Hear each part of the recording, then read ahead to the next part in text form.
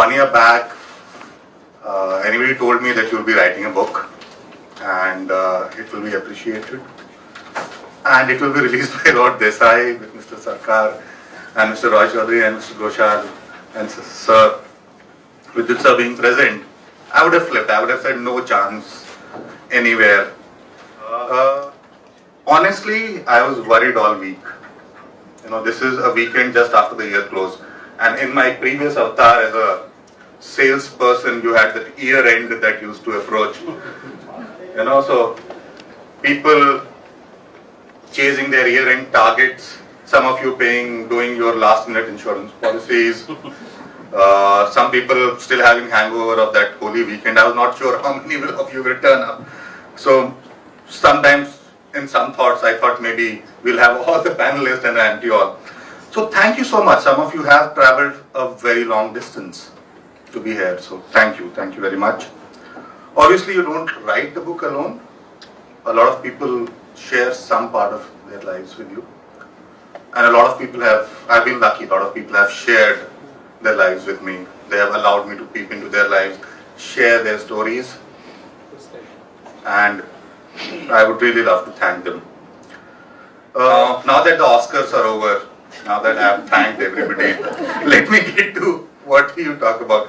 Most of you haven't read the book, and I thought as an MBA, as a business person, how can I add value to your reading of the book? And that's what I'm going to do today. Talk about what is my thought process. Vidit uncle mentioned Mahatma Gandhi or Plato or different kind of structures. Honestly, it was not a plan that I would write it that way. The plan came from my childhood.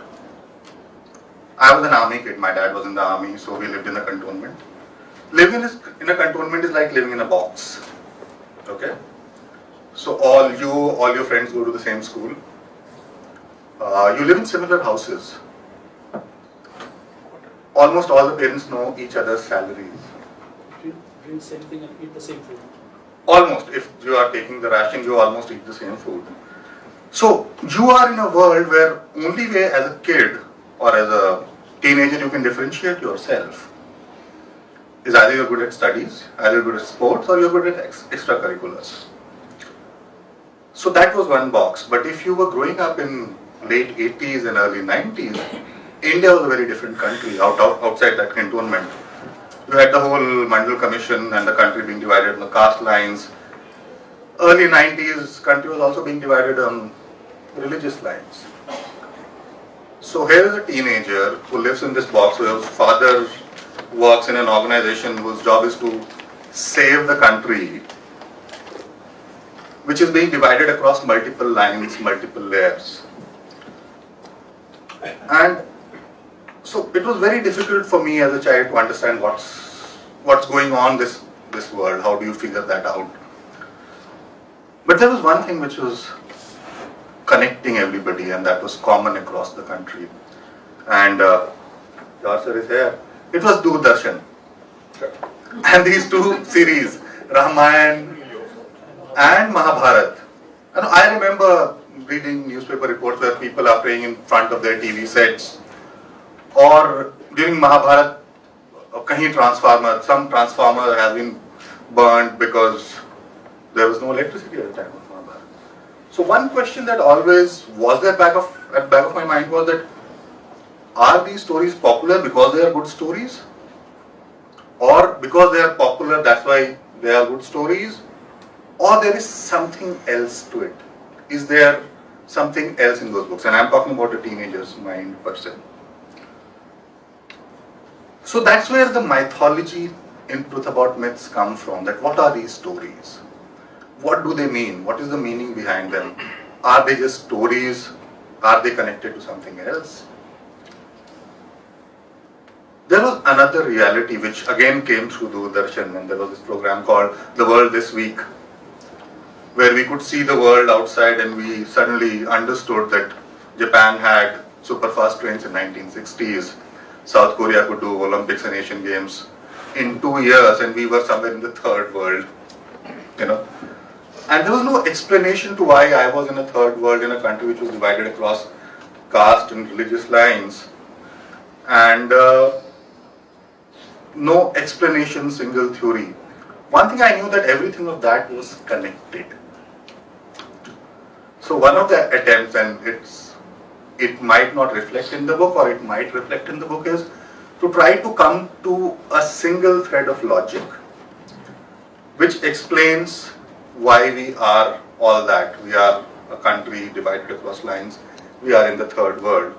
So I came across a book, I was I think 19. I came across a book called The Third Wave by Alvin Toffler. Yeah. So Alvin Toffler had this idea that human society has progressed in civilizations, and he calls waves because they can overlap.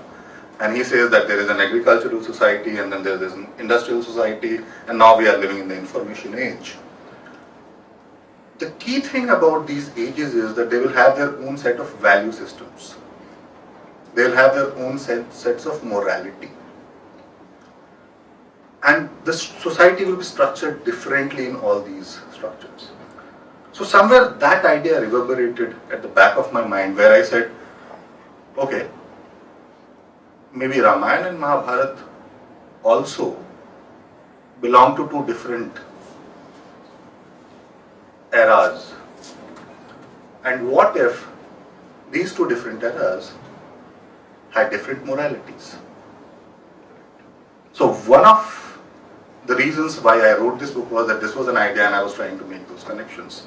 This is the why part is. What part of the book was it? It's a story which stretches about 5,000 years. So how do you make it personal? How do you ensure that people get the idea and are still interested in the idea? So it could have been a set of essays, but I knew if I wrote a set of essays, it might reach some people, it might not reach some people. Stories stick. As somebody who has been part of creating brands, I knew I had to create a story. So for that story to stick, the common theme that has been put up in the book is the male-female relationship. So everybody in this room will connect to the book at the personal level.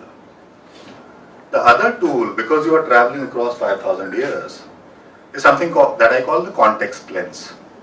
Trying to be at that place in that time and understand things the way they are.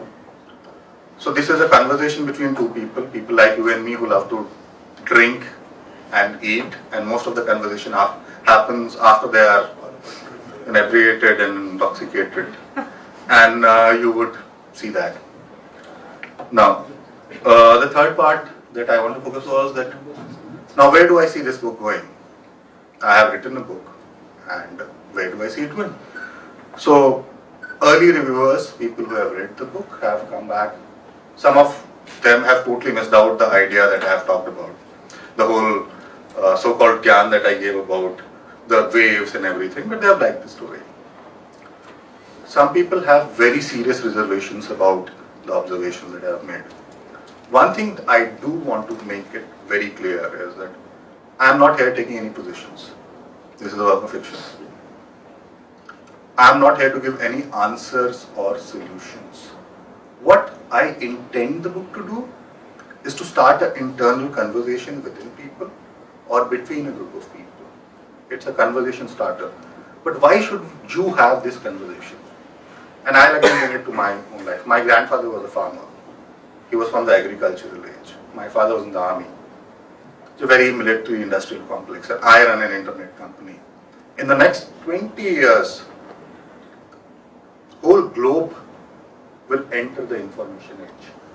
All these waves that are in India will converge. Values will change. Morality will be questioned.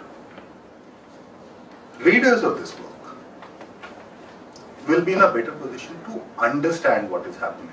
It will not give you answers, but it will give you an understanding of what's going to happen. That's what I could tell you as an author.